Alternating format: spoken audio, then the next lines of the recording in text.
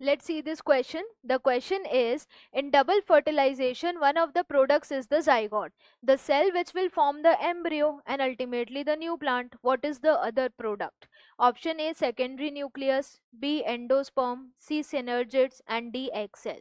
So इस question में यहाँ पर जो concept apply होगा, that is double fertilization.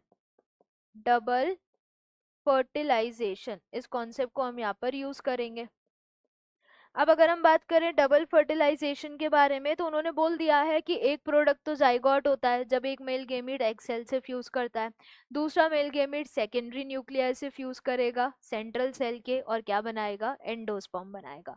सो इसीलिए जो दूसरे प्रोडक्ट की बात की गई है, दूसरा प्रोडक्ट यहाँ पर सेकेंडरी न्यूक्लियस नहीं है, इससे फ्यूज करेगा मेल गेमीट और वो क्या बनाएगा, एंडोस्पर्म बनाएगा. So second product is endosperm of double fertilization. Synergids नहीं है, एक्सेल भी नहीं है. So correct answer is option